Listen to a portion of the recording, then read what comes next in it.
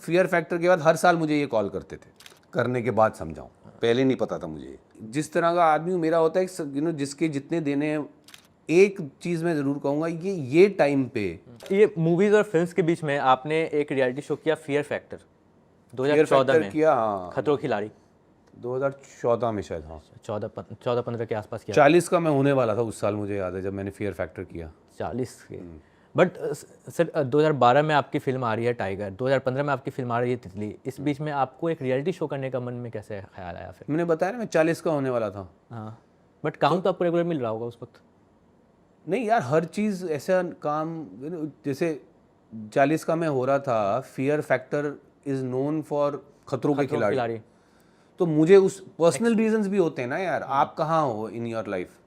तब मेरा सबसे बड़ा रीज़न फियर फैक्टर का ये था कि 40 के बाद पता नहीं मैं दिल के दौरे की वजह से ये कर पाऊंगा कि नहीं। अच्छा। बिकॉज 40 के बाद now you reach an age जहाँ कहते हैं कि अब आप अपने हार्ट हेल्थ का जरा ख्याल रखो। हाँ। तो मैं तो फियर फैक्ट जो खतरों के खिलाड़ी की शूट खत्म हुई, खतरों के खिलाड़ी की शूट खत्म होने के बाद खुद मैं एक्स्ट्रा वहाँ रुक के साउथ अफ्रीका में अकेला स्काई डाइविंग करके आया था। ओह। बिकॉज मेरा एजेंडा अलग था। मतलब मैं फियर फैक्टर करने इसलिए नहीं गया था कि मेरे पास काम नहीं था, वो मैं बिग बॉस के टाइम पे गया था। फियर फैक्टर में करने गया था कि अब मैं इसके बाद मेरी उम्र शायद नहीं रहेगी ये करने की। हालांकि टचवुड ऐसा कुछ हुआ नहीं, वुड दो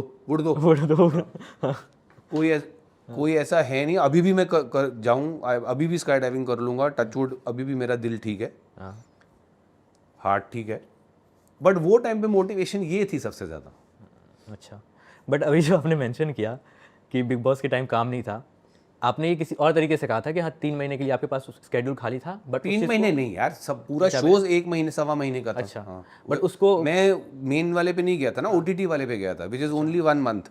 ओके, बट उसको बहुत अलग तरह से प्रेजेंट किया गया, राइट? क्योंकि मतलब बहुत बार ऐसा हो रहा है कि हाँ रणवीर के पास काम नहीं है। आपने इस चीज़ को क्लैरिफाई भी किया, कपड़ों को लेके, फैमिली को लेके बहुत सारी चीज़ें सवाल उठी। और बिग बॉस जो है वो it brings out the worst of every person, क्योंकि हर छोटी छोटी बात पे झगड़ा होता है, हर चीज़ होता है।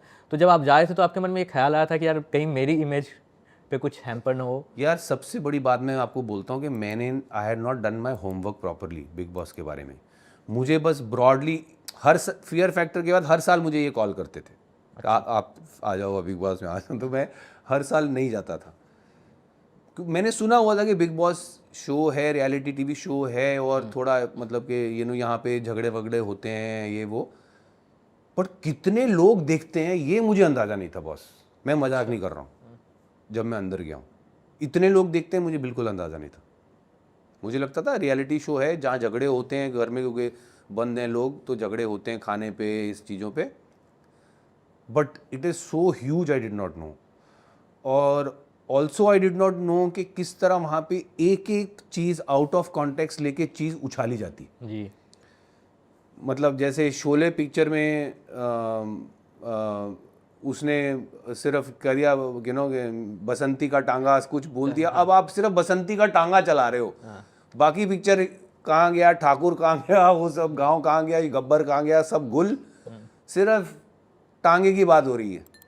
जितनी लाइन चाहिए वो निकाल के वो आउट ऑफ बेसिकली जो मीडिया की इस वक्त जो वर्स्ट गेम है ना, वो बिग बॉस के साथ यू हैव टू फेस। मैं ये समझाऊं बाद में, करने के बाद समझाऊं, पहले नहीं पता था मुझे। क्योंकि मैं ये बोल रहा हूँ कि जैसे आपका सबसे ज़्यादा जो मतलब बहुत ज़्यादा उस पर बातें होती हैं कि हाँ आपके जो स्टेटमेंट्स रहते हैं, चाहे वो ट्विटर पे हो या फिर इंस्टा पे हो, जहाँ भी हो, या आप जो इंटरव्यूज़ में भी बोलते हो, तो कई बार ऐसा लगता है कि यार आप बहुत ही रॉ और ऑनेस्ट हो, आप ज़्यादा पीआर की तरह से वो नहीं हो, मतलब जो कहते हैं ना मिन्स करके रख दिया गया कि हाँ क्या बोलना है नहीं बोलना है पब्लिक में, वो नहीं सोचा है।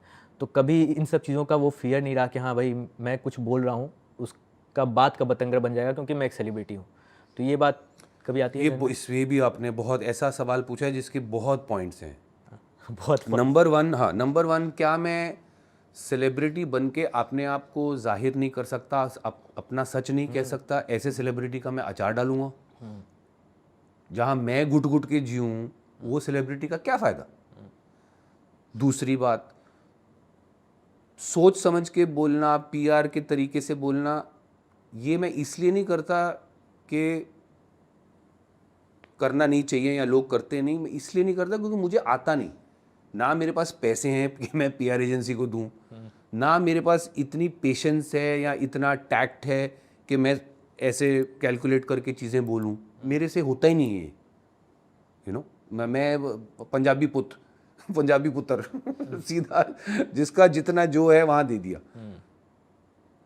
और तीसरा, मैं जिस तरह का आदमी हूँ, मेरा होता है यू नो जिसके जितने देने हैं हिसाब 0-0। सोक्रात, जैसे सुकरात का था ना, मरते हुए जो जहर का प्याला पीते हुए उसने प्लेटो को कहा था कि मेरा इतने वो बाकी है, उसको दे देना। मैं ऐसा आदमी हूँ। और कमिंग फ्रॉम सोक्रात, ये भी मैं मानता हूँ कि जो सच बोलना आपका धर्म है, यू नो इट। बिकॉज आजकल मैं क्या देखता हूँ, लोग ज़्यादा क्या कहते हैं, सच मत बोल, अगर घाटा हो रहा है या वो तो वो सच कभी निकलेगा ही नहीं। तो फिर सब कुड़ो कि सच क्यों नहीं निकल रहा। या कोई एक हिम्मत करके बोल दो कि ठीक है घाटा है लेकिन सच ये है। So I am saying the truth also depends on you to be expressed. हम सच को कुछ अलग मानते हैं अपने से। सो ये भी एक फिलोसॉफिकल वो भी है कि अगर मैं सच नहीं बोल पा रहा तो क्या है, मैं जो जिंदगी क्या है यार। क्योंकि इस बात में बहुत बातें होती है कि यार सेलिब्रिटीज़ को क्या सच, मतलब हर जो भी चीज़ें इंपॉर्टेंट चल रही है उन पे अपने थॉट्स रखने चाहिए, नहीं रखने चाहिए, बहुत लोग नहीं करते हैं। हाँ ठीक है, मैंने कहा ठीक है, वो सबका अपना उनका हर एक के अपने कर्म है यार। मैं वैसे जी रहा हूँ जैसे मुझे ठीक लगता है। कोई और तरह से जी रहा है तो I don't have any problem with that. कोई ऐसा जरूरी नहीं मैं मानता कि जो सबका ठेका है कि हर चीज के बारे में बोलना है। बट जो बोल रहा है उसको तो बोलने दो, जो नहीं बोल रहा ठीक है। Are you still open to dating at this age? बिल्कुल यार, मैं तो बम्बल पे प्रोफाइल है मेरी, दोस्तों को बताओ। मैं वही बात पे आया हुआ था क्योंकि मुझे पता है कि लड़कों को नहीं कुछ हाँ। अच्छा, क्योंकि कुछ महीने पहले बहुत ही बातें चल रही थी कि रणवीर शोरे अगेन ऑन बम्बल, लोगों को मिल गया था और बहुत वो हो गया था। बट लुकिंग बैक, आपके जो रिलेशनशिप्स रहे हैं, do you think you have not been lucky in love, या फिर वो सारी रिलेशनशिप्स, जैसे कोंकणा जी के साथ आपकी शादी थी वो भी 5 साल चली, तो डू यू थिंक कि हाँ वो एक मोड़ था जिसे वो कहते हैं एक हसीन मोड़ छोड़ दिया गया, या फिर समवेयर यू फील लाइक कि हाँ नहीं, you have not been lucky in love yet? नहीं, ये तो आपकी बात बिल्कुल फ्लैशबैक में, एक और बार फ्लैशबैक में I am the kind who has not been lucky in love, no doubt about that. और ये मतलब ये 19 साल की उम्र से मैं आपको बता सकता हूँ। So I don't want to get into too many details, but it is true, I have never been lucky in love, और अभी भी वही चल रहा है।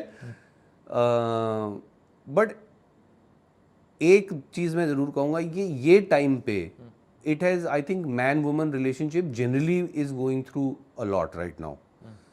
I think because जो self defined roles थे आदमी और औरतों के, वो जैसे जैसे redefine हो रहे हैं ना, we are seeing more distancing between men and women right now, वो जो relationship है। इसलिए आप पढ़ो कितनी खबरें आ रही हैं हर साइड से।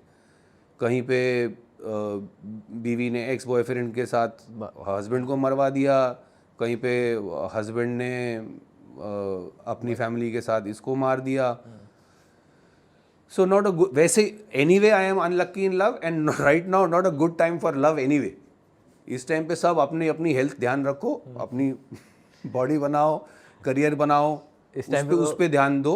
मेरे केस में तो बच्चा भी है, बच्चा पालो, these are the positive things in life, उन पे ध्यान दो। मैं उस तरफ इस वक्त ज़्यादा ध्यान दे ही नहीं रहा हूँ भाई। बम्बल पे प्रोफाइल डाली है वो ये कहने के लिए कि अगर कभी कोई मुझे मिल गया तो कोई मिल गया मेरा दिल गया तो ठीक है, तो ठीक है, नहीं तो मेरा कोई इंटरेस्ट ही नहीं है। मैं बहुत खुश हूँ, करियर, बच्चा, अपना पर्सनल ग्रोथ, बहुत ये टाइम, जैसा जब मंदी का मार्केट चल रहा होता है तो वाइज इन्वेस्टर पैसा नहीं लगाता, राइट?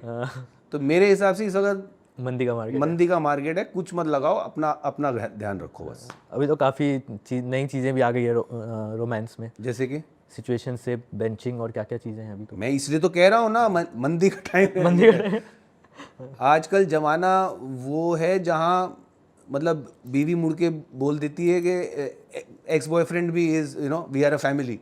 और तुम कुछ नहीं बोल, you will not be able to say anything because there will be 10 people supporting them saying कि क्या गलत क्या कह रही है. सो ये मंदी का टाइम है, घर पे बैठो, बॉडी बिल्डिंग करो, किताबें पढ़ो. और एक भाई उठ गया तेरा, मैं जा रहा हूँ बॉडी बिल्डिंग करने. मेरा एक आखिरी सवाल है बिंदिया के बाहुबली के बारे में. ठीक है, मुझे जो 2 चीज़ें कमाल की लगी इस शो में, एक तो कास्ट, सारे मजे कलाकार भरे पड़े हैं. सौरभ शुक्ला हो या सुशांत सिंह हो, सीमा विश्वास हो या शिवा चड्डा, बहुत पसंद है मुझे वो, या फिर आप हो. एक अमेजिंग कास्ट. दूसरी चीज़ कि हर सीन में मुझे लगता है कुछ ना कुछ पंच लाइन्स आ रहे हैं. मतलब कुछ कुछ ऐसे डायलॉग्स थे कि हाँ अंगूठा उंगली नहीं होता है, या फिर आपका एक डायलॉग आता है कि भाई दिल तो मेरा भी नहीं मान रहा है बट दिमाग और आंखें बंद नहीं कर सकता. तो ऐसे कमाल के डायलॉग्स. बट अगर मैं आपसे पूछूं कि आपको इस शो की या अपने किरदार की ऐसी कौन सी खास बात लगी जिसकी वजह से आपने ये शो करने का सोचा या डिसाइड किया? मेरा किरदार बिंदिया के बाहुबली में बहुत ही नुआंस्ड और कॉम्प्लेक्स है एक्चुअली. यस. अभी वो पहले सीजन में कितना दिखता है अभी हो सकता है ज़्यादा ना अभी समझ में आ रहा हो, बट सीजन 2 एंड सब्सिक्वेंट जो ओवरऑल इसका स्टोरी आर्क है कहानी का, वो बहुत ही लेयर्ड कैरेक्टर है. और क्या है इस जोन में यू नो कि ये जो मतलब small town village gangster family, इसका हम लोग बहुत सक्सेस देख चुके हैं ऑलरेडी. राइट. हाँ. बट एक थोड़ा नुआंस टेक नहीं देखा है हमने अभी तक. बहुत मतलब कहते हैं ना वो जो ब्रॉड स्ट्रोक्स में देखा है हमने. लेकिन उसमें फैमिली के अंदर हाउ जो फैमिली बिजनेस फैमिली वैल्यूज़ को अफेक्ट करता है, और हर फैमिली मेंबर के कैरेक्टर का वो इंटरप्ले क्या है एज ह्यूमंस, वो आई थिंक इसमें एक्सप्लोर किया होता है. सो हालांकि कहानी बहुत आप कह लीजिए मतलब ब्रॉडली आपको लगेगा कि just another rustic crime family drama, but I think it is a slightly more nuanced take. और छोटे का कैरेक्टर जैसा मैंने आपको कहा इज़ रियली लेयर्ड और मुश्किल था इनफैक्ट, क्योंकि मेरा भी मन करता था कि पूरा वो भौकाल बवाल टाइप कैरेक्टर प्ले करने का, बट एक्चुअली छोटे का कैरेक्टर वो आपको अलाउ नहीं करता. अगर अभी तक आपको नहीं दिख रहा तो आगे दिखेगा. हमने डायलॉग्स की बात की कि डायलॉग्स बहुत पंचलाइंस हैं. एक और चीज़ जो बहुत ज़्यादा है इसमें गालियाँ. बट गालियों के बीच भी छोटे छोटे मोमेंट्स आते हैं. जैसे आपका पहला ही एपिसोड समझौता करवाने जाते हो, आप 4-5 गालियाँ देते हो, उसमें बीच में एक वर्ड देते हो चूतियम सल्फेट. तो मैं ये जानना चाहता हूँ ये सारी चीज़ें ये राज अमित कुमार जी को श्रेय दीजिए. अच्छा. जिनका इतना ब्रिलियंट दिमाग है. और and I don't mean that as a snide comment, genuinely जो in fact one of the reasons for me to be part of this was Raj, because उन्होंने जो उनकी जो क्लैरिटी है, उनकी एक जो इंटेंसिटी है, वो they are the driving force of this world. तो पूरा टेक उन्हीं का है ये. और ये जो आप जो इन्वेंशंस कह रहे हैं ये भी उन्हीं की हैं. ये मैंने केमिस्ट्री में कहीं नहीं पढ़ा था चूतियम सल्फेट. और बट रणवीर, शो काफ़ी अच्छा था, कास्ट काफ़ी अमेजिंग थी, बट कहीं ना कहीं मुझे पर्सनली एज एन ऑडियंस ये फील हुआ कि इस शो का प्रमोशन इतना नहीं हुआ है जितना होना चाहिए, गिवन कि आपके पास इतनी अच्छी कास्ट है, इतना अच्छा वो है. क्या आप लोगों को भी ऐसा फील हुआ, आप लोगों में ये डिस्कशंस हुए, या फिर कुछ ऐसी चीज़ें हैं जो हमारे पास नहीं आई कि हाँ ये प्रमोशंस हुए बट हमें पता नहीं चला? देखिए जो फिल्म का या सीरीज़ का प्रोड्यूसर होता है वो उसका जन्मदाता है, यू नो. अब वो अपने बच्चे के साथ क्या करना चाहता है उसमें हम ज़्यादा नहीं बोल सकते, क्योंकि हमारी औकात नहीं है, हैसियत नहीं है हमारी. मैंने आपको शुरू में ही इस इंटरव्यू कहा था, हम मजदूर हैं, हम मजदूरी करें, हमारे मजदूरी के पैसे हमको मिल जाएं, हम चले जाएं. बिकॉज यही अप्रोच आपको करनी पड़ती है, नहीं तो आप इमोशनली, यही हम दूसरों को भी ये कहता हूँ कि जो हमारी लाइफ की जो रोलर कोस्टर राइड है ना, वो दूसरे प्रोफेशन से बहुत ज़्यादा है। दूसरी हर हर अप्स एंड डाउन्स हर एक की ज़िंदगी में होते हैं, लेकिन ये काम में ऐसा होता है ना, "ए, मैं गया ये धंधा वो है। तो उसमें अब जिसका रोलर कोस्टर है वही देखे। वो देखे। हम ज़्यादा करने जाएंगे तो हम ही मरेंगे उल्टा, हम ना गिर के मर जाएं। लास्ट तक रुके हो, मतलब क्लिप आपको इंटरेस्टिंग लगी, तो subscribe to digital commentary clips. और फुल पॉडकास्ट तो इससे भी ज्यादा इंटरेस्टिंग है, जिसका लिंक आपको डिस्क्रिप्शन बॉक्स में मिल जाएगा।